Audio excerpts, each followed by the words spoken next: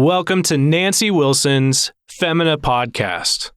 This audio is brought to you by Canon Press.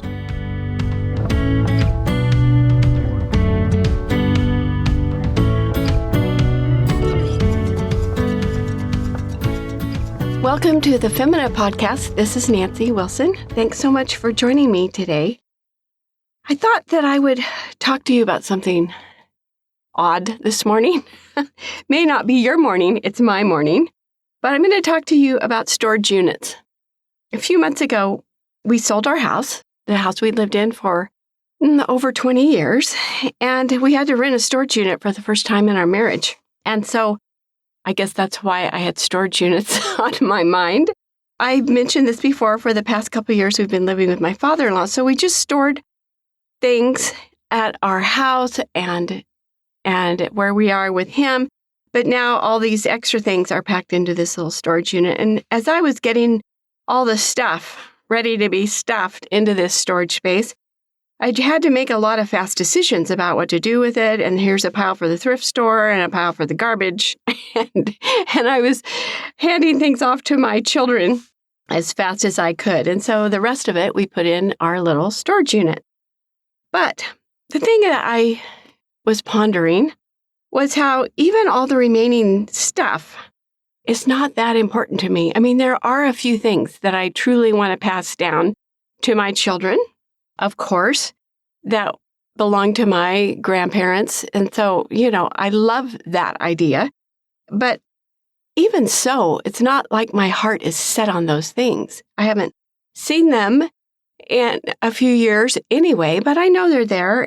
But so much of it is not that important. Obviously, it's just stuff. So what's my point in telling you this? And I do have a spiritual point, so don't hang up on me. I thought, let's look at that oft-quoted verse in Matthew 6:19 through 21. And Jesus says, "Do not lay up for yourselves treasures on earth where moth and rust destroy and where thieves break in and steal, but lay up for yourselves treasures in heaven where neither moth nor rust destroys and where thieves do not break in and steal. For where your treasure is, there your heart will be also." So with the storage unit sort of fresh in my mind, when I read this recently, I thought, well, we have a storage unit in heaven, so to speak, where we are supposed to be laying up treasures. And how do we do that? And how do we fill that one? And thinking about how when we do fill that storage unit, so to speak, that treasure in heaven that we've been laying up, there won't be any yard sale stuff. There will be no thrift store stuff. There'll be no garbage at all. It will all be the good stuff. It will all be treasures and not stuff. And as long as we are sojourning here on earth, we're to be filling that storage unit, if I can speak that way. And when we arrive and we see what is in it, when we get to heaven, we'll be so glad to see all that's in it. We'll be delighted. But I assume it's possible that we could wish we'd put more in it while we had the opportunity. So, what goes into this heavenly storage unit? If Jesus said, lay up for yourselves treasures in heaven, so what does that look like? How do we get things in it? And so if if we just look a little further in this passage, even in Matthew, Jesus said quite a bit about it.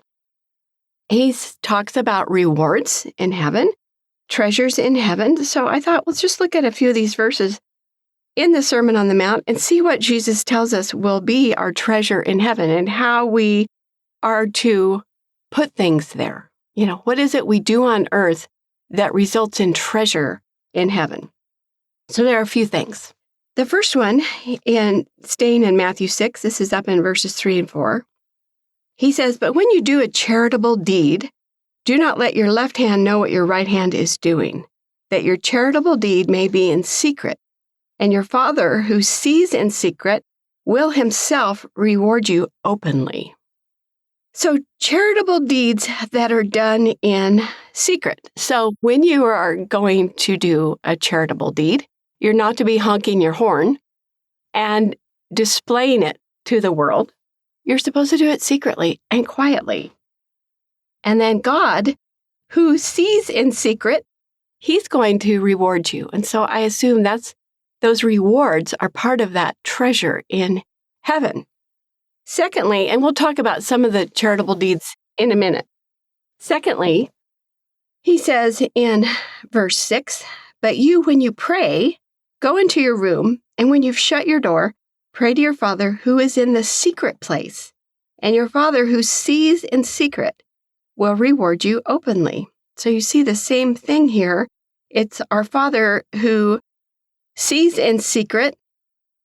He will reward us openly. So what's done in secret will be made known. As well, other places, as we know, so will all the evil deeds that are done in secret be made known. So we're to be praying in secret. Now, this doesn't mean we can't pray in our small groups or pray in church. Of course not. But we do want to guard about when we pray publicly or in our prayer groups that we're not wanting to impress or to have a really impressive prayer, a lofty prayer, such a good prayer, and be known as a good prayer. It's like we just have to guard our hearts. That's all. But we should pray in our small groups. We should pray in church, etc. But don't neglect to pray in secret. Go in your room, shut your door, and then pray to your Father. And He is in the secret place, and He will reward us. This must result in treasure in heaven. And then the next thing mentioned in this passage, in verse 17, "But you, when you fast, anoint your head and wash your face, so that you do not appear to men to be fasting, but to your Father who is in the secret place. And your Father who sees in secret will reward you openly." So we see this repeat just 3 times right here in the ones that I have pointed out.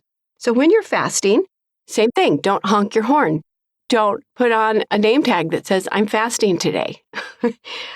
We are to do it in the secret place. We are to fast unto the Lord, and nobody needs to know about it. And just keep it quiet and keep it between you and God. There's just a place for praying secretly. There's a place for fasting secretly. And there's a place for doing your charitable deeds secretly. God likes us doing things quietly out of the public view and just not looking for the earthly reward, not looking for the credit, not looking for a plaque in the sanctuary or in the entryway to the sanctuary. Oh my word, no. We are to do it secretly, under the radar, as far as men are concerned, but it's not under the radar as far as God is concerned. He sees it. I think when we do things secretly, we take more joy in it, that we aren't displaying our good deeds or prayers or fasting to the world. We're just keeping it between ourselves and God, our Father, who's seeing it. So, what qualifies as a charitable deed? Well, there are probably many, many things, but I won't hit them all, but I'll just point out a couple things here. In Matthew 10:42, Jesus says, "Whoever gives one of these little ones only a cup of cold water in the name of a disciple, assuredly, I say to you, he shall by no means lose his reward." So here we have this reward mentioned again. And if you're just giving a little person, a thirsty child, a drink, this matters to God. And so do you see how God wants us to think small? He wants us to think about the little people.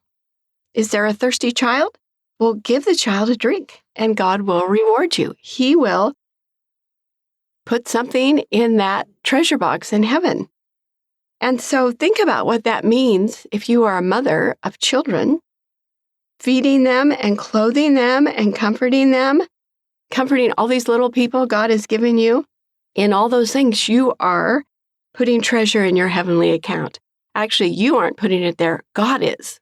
He is going to be rewarding you. And this just makes your perspective on your work at home so enlarged. And you realize how significant it is. It's about doing the little things. Now, I don't mean that we think of it as God is a vending machine. So, let me see, is there anybody thirsty around here so I can get some treasure in heaven? It's like that's sort of crass. No, we don't do it in that sense, but we offer it unto the Lord. Like, Lord, I'm seeking to please you because you delight to see me serving others, serving little people.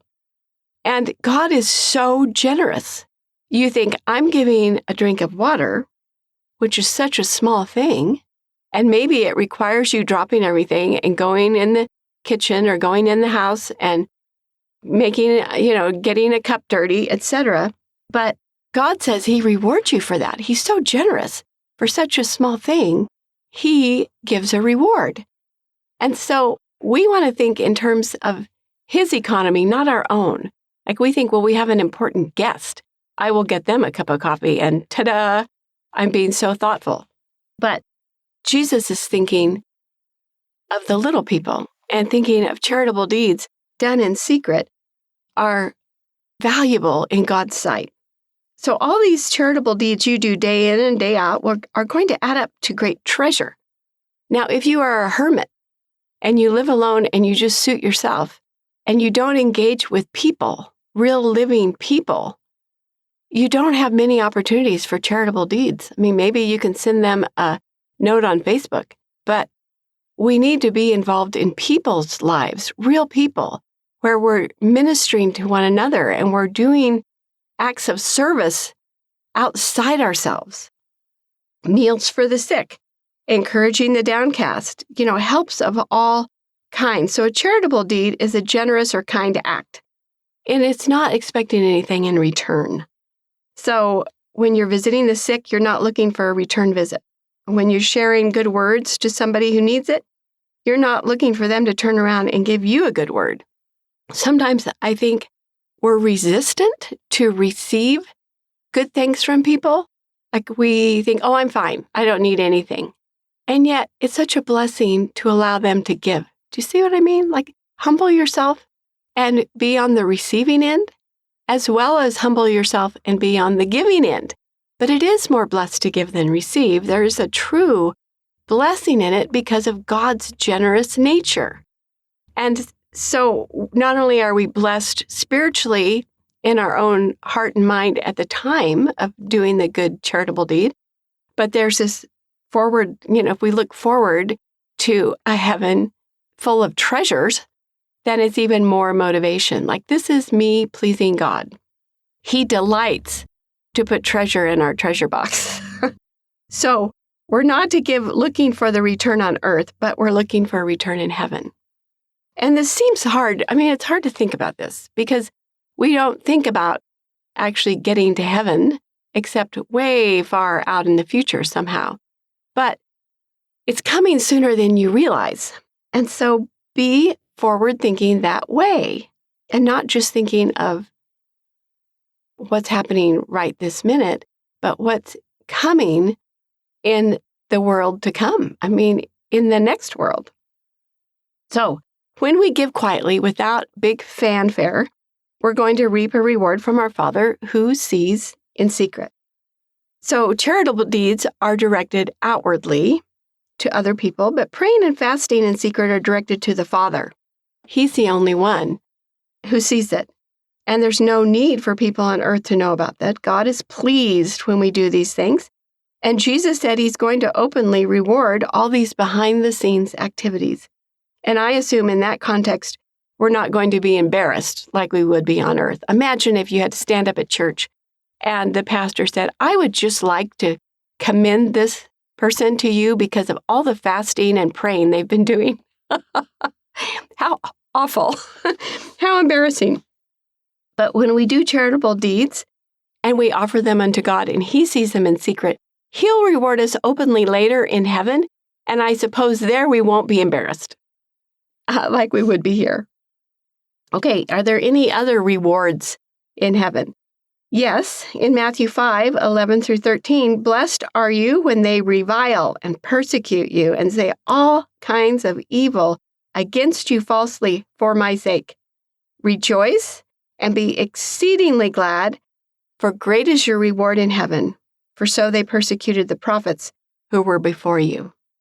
So not only do we find treasure in heaven based on the good deeds we do outwardly to others and secretly to God, but when the world hates us and lies about us and heaps all kinds of, well, as it says here, all kinds of evil against us falsely, then we are to be very glad. Even though here we might not like it very much. It's far easier to be everybody's friend, right? And to have everyone like you. But it says here, there's a great reward in heaven when this happens because it puts you among the company of the prophets. So rejoice when that happens and know that God is greatly pleased with you and that He is going to reward you. So persecution brings a reward. Then in Mark 10:21, and I'll finish with this one. Then Jesus looking at him, this is a rich young ruler, then Jesus looking at him loved him and said to him, one thing you lack, go your way, sell whatever you have and give to the poor, and you will have treasure in heaven. And come, take up the cross and follow me. So this is the ultimate discipleship requirement. Sell all you have, give it to the poor, take up your cross and follow Jesus. Lay aside all your worldly possessions to help the needy. Now, just as an aside, I just have this suspicion that this young man, even though he went away sad, that he did it and came back. Because the reason I say that is Jesus loved him. And Jesus said, come follow me. And to whom did Jesus ever say that? Who didn't follow him? So I don't know. It's my own little personal hope is that young man did what Jesus said and came back and followed him. So our attitude toward all of our belongings should be that we're just borrowing them from the Lord, and anytime He wants us to give them away or leave them behind, we should be ready to part with them with no hesitation. We don't want to go away sad like that rich young ruler whom Jesus loved and never come back. Now, I don't think He calls all of us to give it all away. No, this was His command to one particular young man who needed to do this. To follow Jesus meant he had to leave all that stuff behind. And I think if we hold all of our possessions loosely, they are not possessing us. We are just stewarding them, and we're recognizing it's all from God's hand, and we just hold them loosely. We can let them go if He calls us to do that. And that way, we have more treasure in heaven, the real treasure, not this worldly stuff. And so when God puts it on your heart to give away things, or your belongings, your money, whatever, to help other people, you're putting your treasure, not stuff, remember, it's not just stuff. It's true treasure in that heavenly storage unit that you'll be mighty glad to see when you are finally home and you get to see what is waiting for you in heaven. So just think about these things. I hope you have a very blessed day, and thank you so much for joining me.